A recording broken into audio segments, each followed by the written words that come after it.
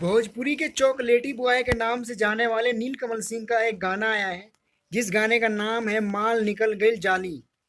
इस गाने को आज यूट्यूब पे 3 नंबर पे गाना ट्रेंड कर रहा है और इस गाने को बहुत ही प्यार आशीर्वाद ये गाना को मिल रहा है।